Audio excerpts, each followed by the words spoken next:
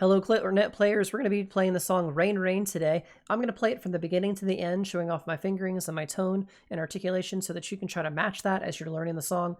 I've got a few other things after I play through it, so as you're learning the song, come back to this beginning section to get reference points for how it should sound. Here we go. Here we go. 1, 2, ready?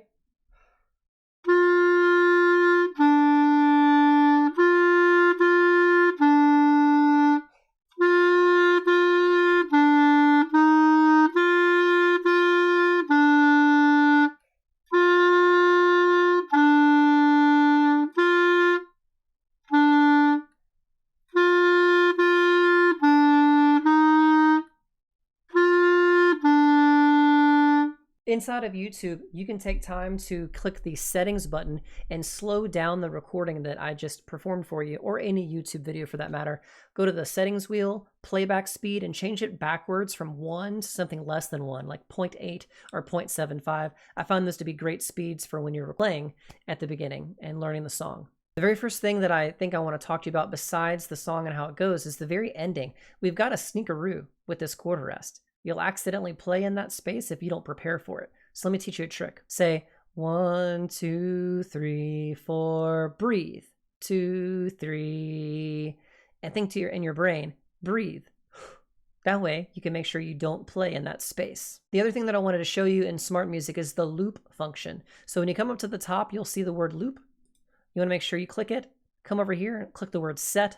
Make sure this checkbox is clicked. Increase by, and let's do 1 beats per minute every time. And let's slow the tempo down. Now remember guys, this is just a tool. You don't have to use this if you feel comfortable with what you're doing, but I find that this is a great avenue for people who are learning the song and want like a guaranteed, I'm going to get the reps I need so that I can be comfortable. Once you have those things set up, come over here to the song and grab the handles and drag them to the area that you want to loop. For instance, I want to loop these 2 measures because that to me is the hardest part of the song. You may want to put it over here because the ending is kind of hard too. When you click play, you're going to hear it repeat over and over and over again with the 4-beat click off in between. Before you start, make sure you have the My Part turned on. And remember, I'm allowing you to use the My Part when you record as well. Here's how it'll sound. Notice how it's very slow.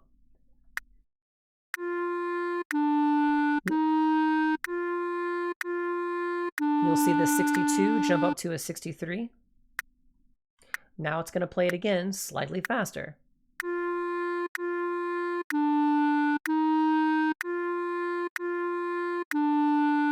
Now you'll see it go up to the number 64.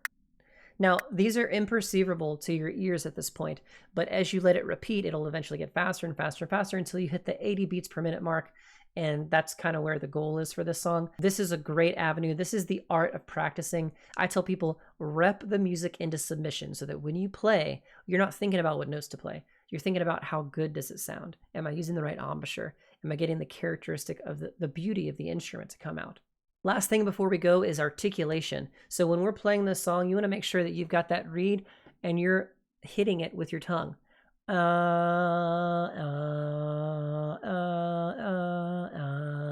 If you don't use your tongue, I will resubmit it to you to do for another assignment. So be sure you stay on track with that. You want to make sure there's articulation, and just like we learned in Rising Rhythms and Stepping Stones.